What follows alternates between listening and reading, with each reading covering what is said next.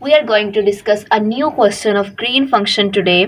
We have discussed these steps in detail in the previous video. तो आज हम direct अपने क्वेश्चन की तरफ आते हैं. तो आज का हमारा जो क्वेश्चन है वो इस फॉर्म का है. इस क्वेश्चन के लिए हमने ग्रीन फंक्शन को आज फाइंड करना है. सबसे पहले हमें पता है कि हमने क्या करना है. Let g of x prime be the given green function for operator alpha. इस क्वेश्चन में हमें ऑपरेटर अल्फा दिया हुआ है तो हम अल्फा के लिए सॉल्व करेंगे. सबसे पहला स्टेप है हमारे पास ऑपरेटर अल्फा को ग्रीन फंक्शन के ऊपर अप्लाई करें तो वो किसी डायरेक्ट डेल्टा फंक्शन के इक्वल आता है. और डायरेक्ट डेल्टा फंक्शन हमारे पास इन्फिनिट होता है when x is equals to x prime and it is 0 when x and x prime are not equal. तो हमने जो क्वेश्चन स्टार्ट करना है वो कहाँ से करना है. When x is not equals to x prime then alpha operated on green function is equals to 0. अब अल्फा y हमें क्वेश्चन में दिया गया है that is x t square y over d x square plus d y over d x plus lambda y. By taking y common from the both sides alpha की value हमारे पास ये वाली आ गई. अब ये वाली अल्फा की जो वैल्यू है वो हम इक्वेशन नंबर 1 में पुट करेंगे. तो इक्वेशन 1 में अल्फा की जगह पे उसकी वैल्यू सब्सटीट्यूट की. Green function as it is आ गया इक्वल्स टू 0. ये स्टेप नंबर 1 था. अब स्टेप नंबर 2 में हमने अब alpha D square over d x square को मैंने डी स्क्र लिख लिया. X d square plus lambda और ग्रीन फंक्शन आ गया इक्वल्स टू 0. अब अल्फा के लिए सॉल्व करना है और दोनों टर्म्स हमारी इक्वल्स टू 0 आ रही है. लेकिन ग्रीन फंक्शन हमने फाइंड करना है तो ये कभी भी 0 के इक्वल नहीं हो सकता. तो पीछे हमारी अल्फा जो है वो 0 के इक्वल आ गई.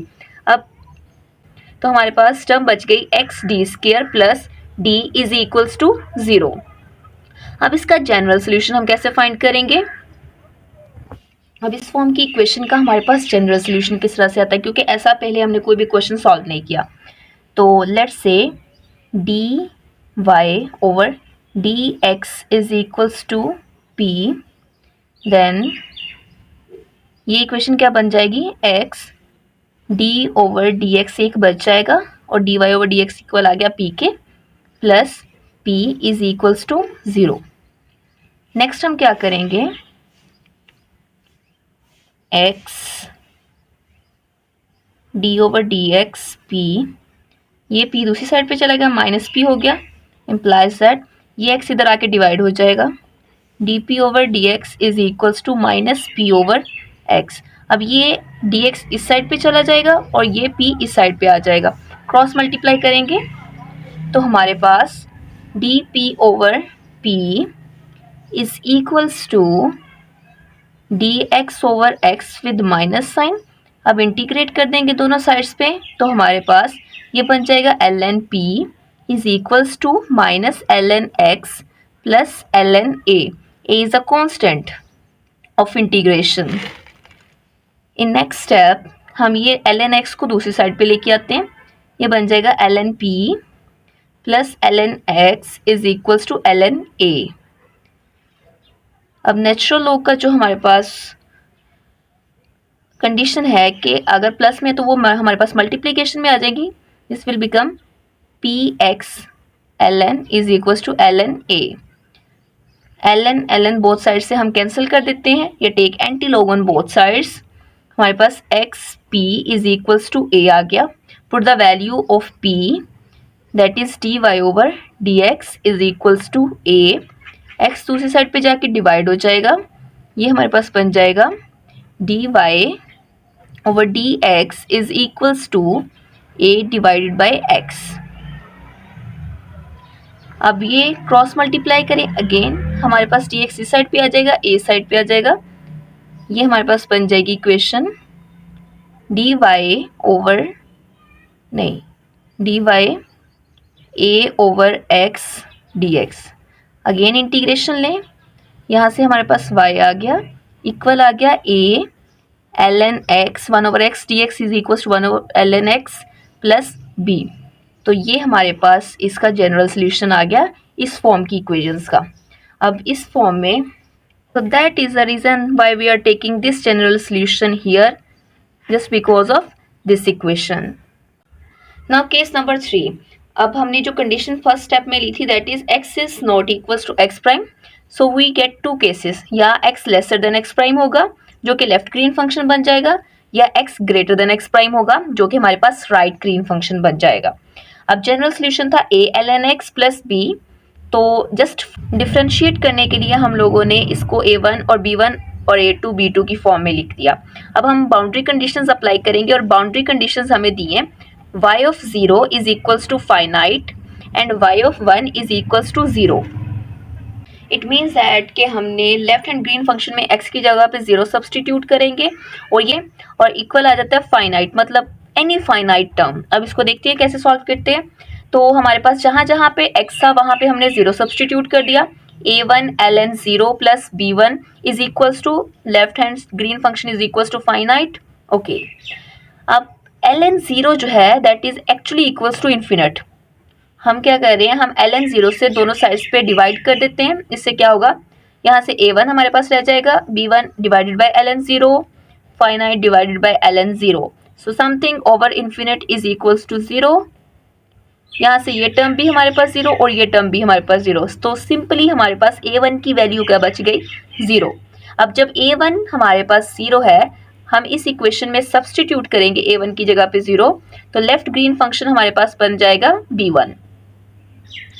अब b1 को किसी कांस्टेंट c के इक्वल लिख देते हैं, तो left green function is equals to c। इसको इक्वेशन नंबर 3 का नाम दे दिया।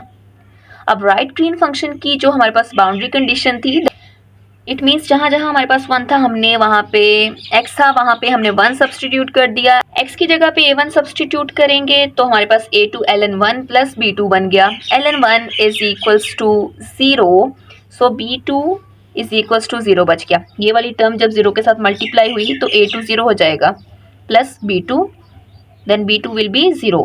b2 की वैल्यू हमने यहाँ पे जब सब्सटीट्यूट की तो राइट ग्रीन फंक्शन हमारा a2 ln x के बराबर बच गया। अब a2 को किसी सेकंड कांस्टेंट d के इक्वल हमने लिख दिया, तो right green function is equals to d ln x। तो हमारे पास लेफ्ट और राइट की दो ग्रीन फंक्शन की इक्वेशंस आ गई। Step number 4, green function is continuous at x is equals to x prime. इसका मतलब है कि लेफ्ट और राइट ग्रीन फंक्शन एक दूसरे के इक्वल आ गए at x is equals to x prime. हमने लेफ्ट ग्रीन फंक्शन की वैल्यू पुट की c, राइट ग्रीन फंक्शन की वैल्यू पुट की d ln x at x is equals to x prime. तो जहाँ पे x है वहाँ पे हमने x प्राइम सब्सटीट्यूट कर दिया और इसको इक्वेशन नंबर a का नाम दे दिया। अब स्टेप नंबर 5 में हमारे पास इक्वेशन थी अल्फा की जो हमने मेमोराइज की थी, and we are going to use this equation in every problem related to green function, and alpha in question is that.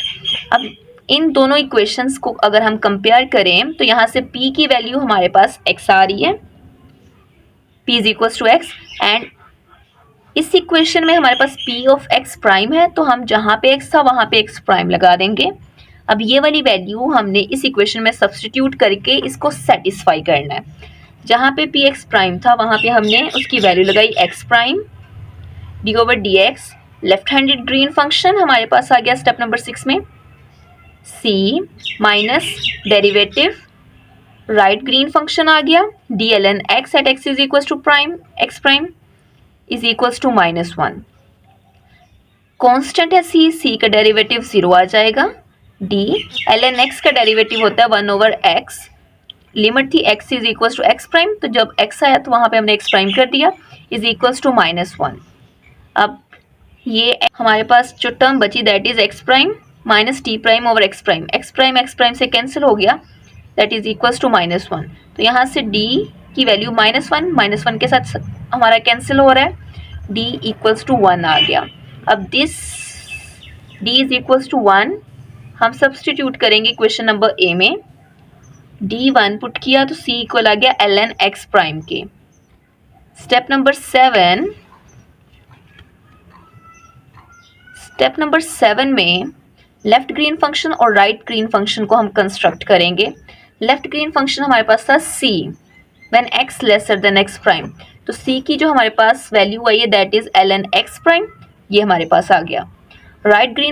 Right green function था हमारे पास d ln x, d की value हमारे पास 1 आई, तो ये हमारे पास आ गया ln x at x greater than x prime. अब as a whole required green function construct करेंगे तो वो हमारे पास होता है left green function and right green function को कंबाइन करके। तो जब हमने वैल्यू सब्सटीट्यूट की लेफ्ट ग्रीन फंक्शन की ln x प्राइम और राइट ग्रीन फंक्शन की ln x, तो ये हमारे पास रिक्वायर्ड ग्रीन फंक्शन आ गया।